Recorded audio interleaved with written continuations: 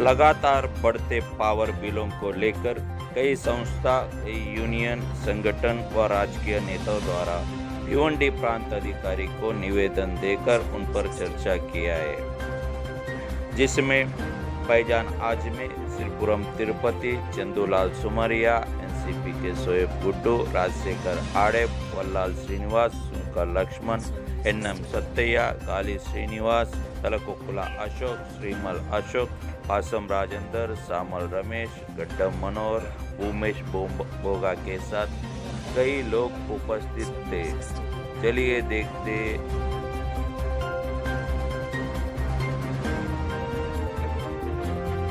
महाराष्ट्र सरकार का जो महावितरण कंपनी ने 67,444 करोड़ रुपए का बिल बढ़ाने का प्रस्ताव रखा है और ये नाइंसाफ़ी है और एक हिसाब से ना अपना रोजी रोटी छीनने का निर्णय है।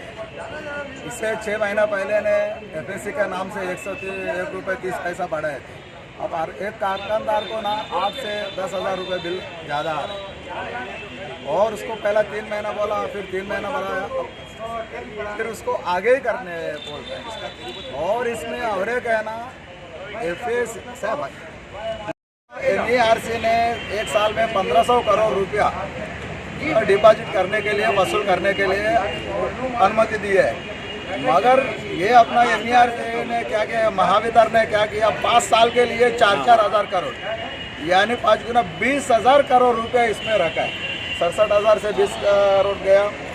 टाटा, अदानी, अंबानी इन लोगों का जो पावर जनको से खरीदते हैं और इसका अभी 1,800 करोड़ रुपया बाकी है और ये छोड़ के भी 1,200 करोड़ रुपया अपना संपूर्ण महाराष्ट्र में बाकी है।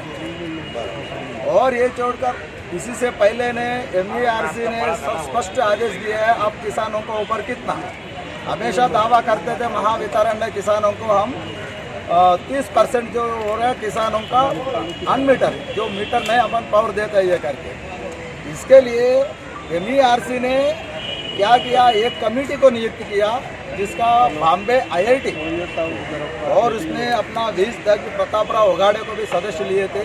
उन लोग पूरा महाराष्ट्र में सर्वे करके, क्योंकि आईआईटी का सर्वे एकदम परफेक्ट होता है, वो लोग 20% करके दिया यानी 20,000 करोड़ रुपया उनके ऊपर खर्चा हो रहा है किसानों के ऊपर। लेकिन अभी भी वो रिपोर्ट देने के बाद अपना एमईआरसी ने आदेश दिया आगे 20,000 से ज़्यादा नहीं। लेकिन अभी जो दरबार प्रस्ताव रखा है उसमें भी 30,000 करोड़ यानी 10,000 करोड़ बढ़ा के दिया।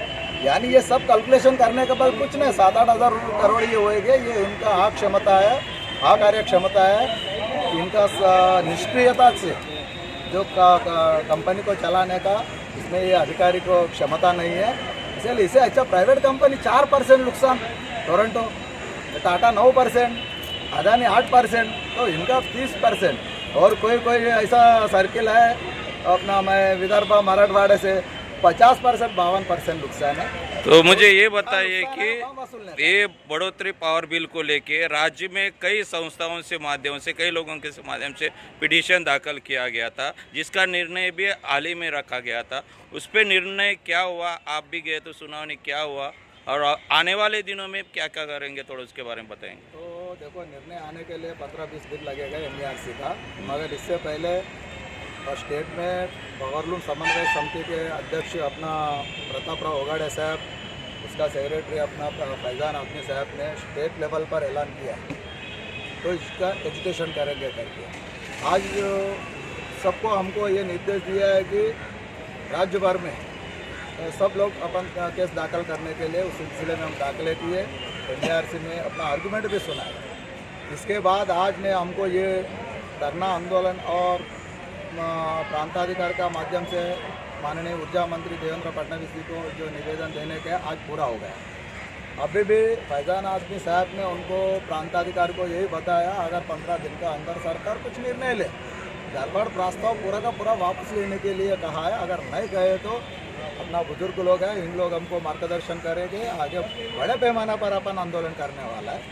और फैजान साहब ने उनको बताया प्रांताधिकारी को, हम रोजी रोटी के लिए किसी हद तक भी अपन जाके लड़ने के लिए तैयार है, क्योंकि बाकी कुछ भी होता है वो अलग होता है। रोजी रोटी के लिए कोई पीछे नहीं हटेंगे, किसी हद तक भी अपन पार करके लड़ने के लिए तैयार है। और उसका आगे हमको मार्गदर्शन करेंगे प्रतापराव ओगाडे साहब और फैजान आदमी साहब जो मार्गदर्शन करेंगे उस पर अपन आगे आंदोलन का निर्णय लेंगे।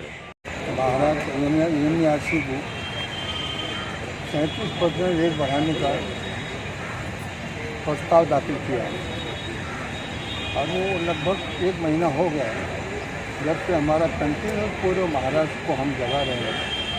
ये जो 37% रेट बढ़ा है ये हमारे बर्दाश्त के बाहर है। यूनिवर्सिटी भी हमने केस जो था वो लड़े वहाँ पर हमने अपनी मजबूरी बताई वहाँ पर, क्योंकि ऐसा है कि ये जो बिजली का रेट जो बढ़ रहा है तो सिर्फ किसी एक के ऊपर नहीं, तो छोटे बड़े सबके ऊपर आने वाला है, घर वालों के ऊपर आने वाला है, कृषि के ऊपर आने वाला, सब कुछ आने वाला है। ये बर्दाश्त के बाहर है। आज तक तो जितना भी गवर्नमेंट ने कभी कभी बढ़ाया तो लोगों ने बर्दाश्त कर दिया, लेकिन ये बर्दाश्त के बाहर है। आज हमने एजुकेशन जो किया यहाँ पर 28 तारीख को पूरे महाराष्ट्र में दिन जलाओ आंदोलन आनंद काफी में जाकर के आंदोलन करेंगे, रास्ता रोकेंगे, सब कुछ आज हमने किया है। अगर इसके बाद भी हमारी सुनवाई नहीं हुई, जैसा हमारे अध्यक्ष साहब ने कहा है तो हम पूरे महाराष्ट्र में एक वक्त एक बड़ा एजुकेशन चालू करने वाला है, इससे गवर्नमेंट को आगे कोई जरूरत। आज हमारा ये महाराष्ट्र जो तबाह हो रहा है, तबाही के दहाने पहुँच चुका है। महाराष्ट्र ये अपने हमारे मूल का समझे सबसे बड़ा पैकेज है जो सेंटर का 32% खर्चा पूरा करता है। आज इतना बड़ा सेंटर यहाँ पर हो करके महाराष्ट्र में कौन सी इंडस्ट्री है जो यहाँ पर नहीं है, लेकिन बदकिस्मती है यहाँ का जो कारोबार है, यहाँ के जो लोग कराने वाले हैं उनकी वजह से महाराष्ट्र के पूरे लोग और पूरे कारोबार दूसरे स्टेट में जा रहे हैं। अगर यही हालत रही तो मैं समझता हूँ कि यहाँ से पूरी इंडस्ट्री निकल कर बाहर चली जाएगी। इसलिए हम लोग इसको किसी जो है बर्दाश्त करने वाले हैं और आगे जो भी कदम बढ़ाएंगे वो हम हमारी बात क्या है कि हमको आवाम के लिए सब कुछ जरूरत कर रहे हैं। आवाम के लिए हमारे लिए कुछ नहीं कर रहे। मैं किसी पार्टी से ताल्लुक नहीं रखता, ना कोई पार्टी से मेरा ताल्लुक है, लेकिन रात दिन सिर्फ यही एक फिक्र लगी कि आवाम को जो तकलीफ होने वाली है वो कैसे दूर किया जाए, वो सोचते रहता है। 99% पावर बिल भरा जा रहा है और पूरा महाराष्ट्र का जो बोझ जो 37% करके जो इलेक्ट्रिक MSRC का जो तकबाकी है, जो भी लोचा हुआ है, वो सब हमारा भिवंडीकर का उनका हक ही नहीं बनता है कि वो भरने का। वो हिसाब से हम लोग निवेदन भी अभी फडणवीस जी को दे चुके हैं हम लोग कि अपना जो भिवंडी क्षेत्र है जो पूरा 99% पूरा पावर बिल भरते हैं, इसके लिए जो तकबाकी है 67,644,000 करोड़ वो हमारे पे लागू नहीं होना चाहिए। और उसी तरह जो एग्रीकल्चर जिधर भी जो भी हुआ है उनको भी माफ़ करना चाहिए करके मैं आशा व्यक्त करता हूँ। उसी तरह हमारा फडणवीस जी से निवेदन दिया, हम लोग 7-8 दिन में उनसे भी एक अपॉइंटमेंट लेके हमारा भिवंडीकरण के लिए हम लोग का लड़ने की कोशिश करेंगे। आप छूटेंगे ऐसा नहीं, आपके घर को भी तकलीफ देगी और हमारे तो घर को होने वाली है। 37% बंधक मतलब 2.5 से 3.25 आज हमने इतना बड़ा कदम उठाया है, बिल जवाब का आंदोलन यहाँ वहाँ सब कितना।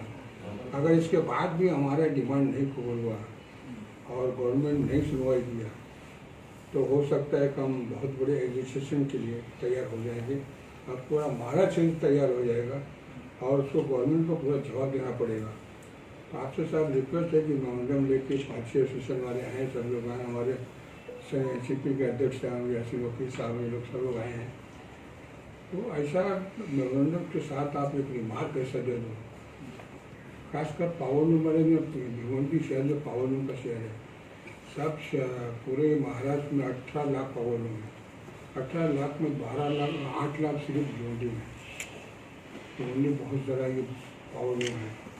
और ये सब सब एक बात रह गई, फैजान साहब ने बताया नहीं, पूरे देश में तो जब वो दूसरे स्टेट वाले कम पैसे में कम रेट पे बिजली सप्लाई कर सकते हैं, चाहे वो दिल्ली हो चाहे पंजाब हो, कम रेट, इवन यूपी में रेट बहुत कम है। तो अपने देश में और यहाँ क्या हो रहा है, इंडस्ट्रीज बाहर जा रही है, महाराष्ट्र से इंडस्ट्री शिफ्ट हो रही है, गुजरात जा रहे हैं, यूपी जा रहे हैं। अब वो जो यूपी के लोग यहाँ आते थे बंद कर दिया, वो कोई आता होता नहीं है अब यहाँ पे।